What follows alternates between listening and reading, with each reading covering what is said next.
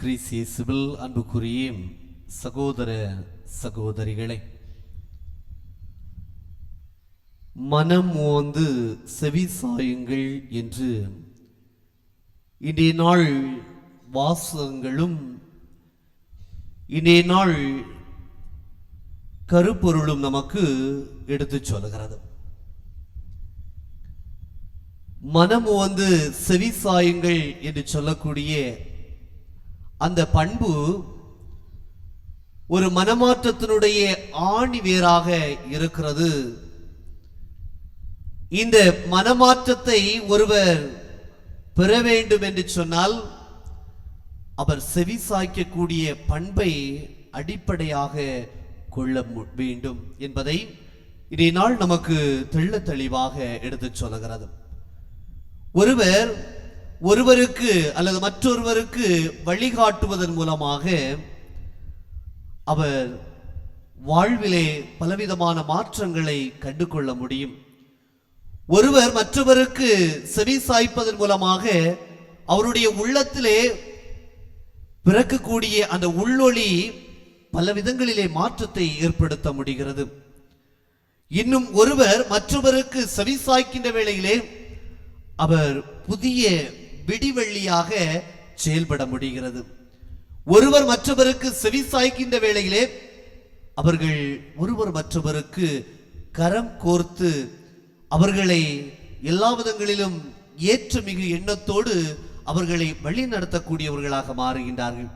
இவ்வாறு ஒவ்வொரு நிலையிலுமே இந்த செவி சாய்க்கக்கூடிய பண்பு ஒருவருடைய வாழ்க்கையை மாற்றி அமைக்கக்கூடியதாக, ஒருவருடைய வாழ்க்கையிலே வளர்ச்சிக்கு இட்டு செல்லக்கூடியதாக, ஒருவருடைய வாழ்விலே முன்னேற்றத்திற்கான ஒரு படிக்கல்லாகவும் இந்த செவி சாய்க்கக்கூடிய பண்பு இருக்கிறது என்பதை இன்றைய நாளிலே நாம் புரிந்து கொள்ள முடிகின்றது.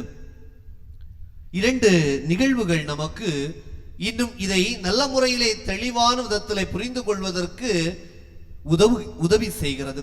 ஒன்று, ஒருமுறை கணவன் மனைவி இருவருக்கும் இடையே மிகப்பெரிய கருத்து வேறுபாடுகள் மத்தியிலே மிகப்பெரிய குழப்பங்கள் ஏற்படுகிறது.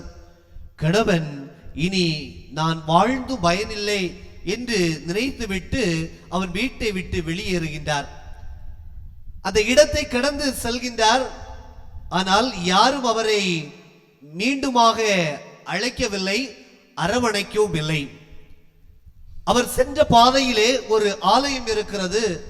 அந்த ஆலயத்திலே சென்று கண்ணீர் வடித்துக் கொண்டிருக்க அங்கு இருக்கக்கூடிய ஒரு குருவானவர் இதை உற்று நோக்கி கொண்டிருக்கின்றார். சிறிது நேரம் கடந்த பிறகு அந்த பெரியவரை அழைத்து பேசுகின்ற வேளையிலே அவருடைய குடும்ப சூழலை அவர் எடுத்து சொன்னார்.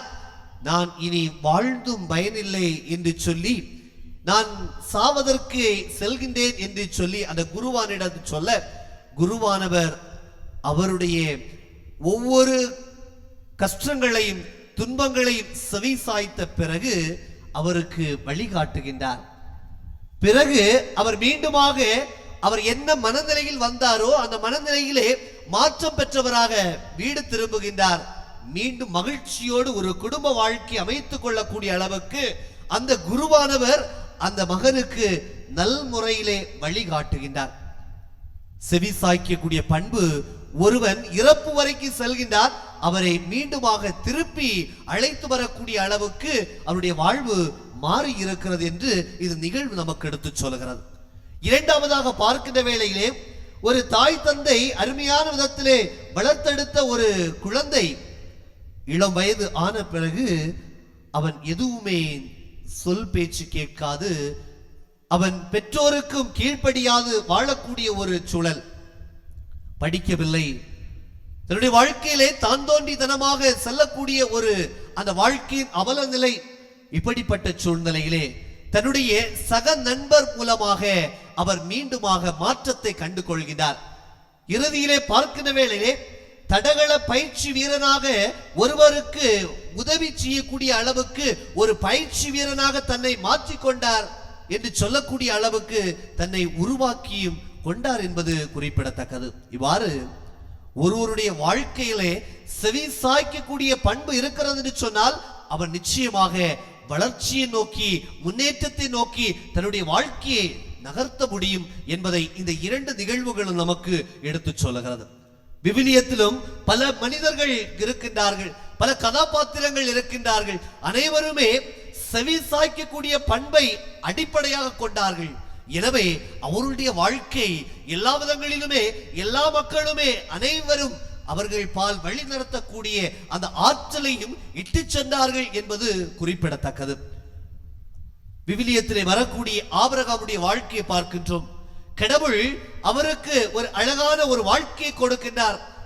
அவர் வாழ்க்கை முழுவதுமாக ஆசீர்வதிக்கப்பட்ட ஒரு வாழ்க்கையை அமைத்துக் கொண்டார் என்று சொன்னால் அவர் தந்தை கடவுளுக்கு செவி சாய்த்தார். தந்தை கடவுளுடைய அந்த குரலுக்கு செவி சாய்த்ததனால் தன்னுடைய மகனை கொடுப்பதற்கு தயங்கவில்லை. ஆனாலும் தந்தை கடவுள் கொடுத்த அதே பண்புதலங்களை தன்னுடைய வாழ்க்கையிலே வாழ்ந்து காட்டி சிறப்போடு தன்னுடைய வாழ்க்கையை முன்னெடுத்தார் என்று அவருடைய அந்த வாழ்விலிருந்து நாம் கற்றுக்கொள்கின்றோம். மோசேயை பார்க்கின்றோம். மோசேயுடைய வாழ்க்கையிலே தொடக்கத்திலே எப்படி ஆண்டவருடைய பணியை நான் செய்ய முடியும் என்று தடுமாற்றத்தோடு காணப்பட்டார். ஆனால் தந்தை கடவுளுடைய திட்டத்தின்படி அவர் தந்தை கடவுளுடைய பணியை செய்வதற்கு அவருடைய குரலுக்கு செவி சாய்த்த பிறகு அவர் மிகப்பெரிய ஒரு எழுச்சி மிக்க ஒரு வீரனாக திகழ்ந்ததையும், இஸ்ராயல் மக்களை வழிநடத்தக்கூடிய ஒரு நல்ல மெய்ப்பனாக தன்னை உருவாக்கி கொண்டதையும் நாம் விவிலியத்திலே வாசிக்கின்றோம். அது மட்டுமல்ல, இஸ்ராயல் மக்கள் எப்பொழுதெல்லாம் தேவையில் இருந்தாரோ அந்த தேவையின் பொழுது அந்த மக்களுக்கு செவி சாய்த்து கடவுளிடத்திலே பரிந்து பேசி அனைத்து விதமான ஆசீர்வாதங்களையும் அனைத்து விதமான அற்புதங்களையும் அந்த இடத்திலே நிகழ்த்தக்கூடியவராக தன்னை உருவாக்கி கொண்டார், மாற்றி அமைத்தார் என்பதிலே எந்தவித சந்தேகமில்லை. இவ்வாறு விவிலியத்திலே பல கதாபாத்திரங்களை நாம் பார்க்கின்றோம்.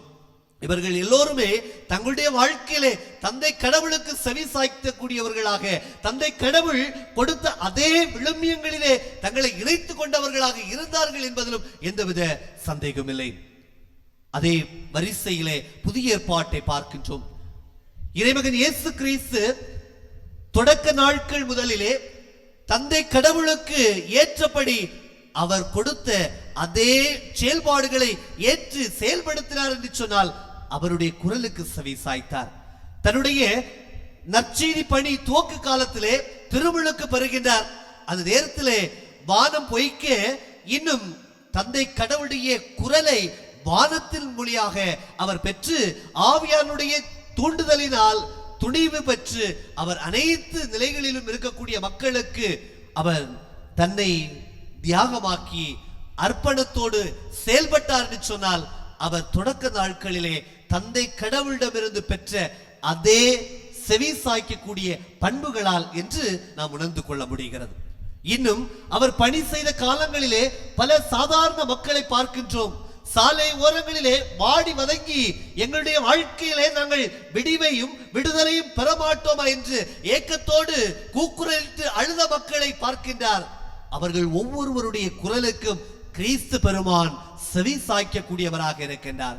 எனவே அந்த மக்களுக்கு அவர் விடிவெள்ளியாக செயல்படுகிறார், ஒளியாக இருந்து செயல்படுகிறார், அவருடைய வாழ்க்கையிலே அற்புத மருந்தாக இருந்து செயல்படுகிறார். எனவே அவருடைய வாழ்க்கையிலே அவர்கள் வெற்றியை, மாற்றத்தையும் வளர்ச்சியும் பெற்றுவிட்டார்கள் என்பதையும் நாம் விவிலியத்திலே உணர்ந்து கொள்கிறோம், அதை வாசிக்கின்றோம். அன்புக்குரியவர்களே, இவர்களை எல்லாம் தங்களுடைய வாழ்க்கையிலே துணையாக கொண்டு வாழ்ந்த திரு அவையில் வாழ்ந்த புனிதர்களை பார்க்கின்றோம்.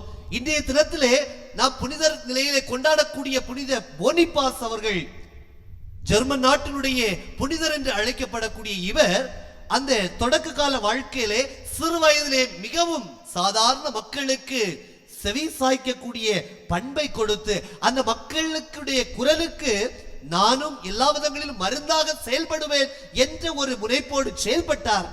எனவே அவருடைய அந்த இலக்கு தந்தை கடவுளுடைய அந்த செயல்பாட்டை, சாயலை வெளிப்படுத்தக்கூடிய வகையிலே அவர் ஒவ்வொரு இடங்களுக்கு சென்ற வேளையிலே மக்களுடைய துன்பங்களை, மக்களுடைய வேதனைகளை உணர்ந்து செயல்பட்டார்.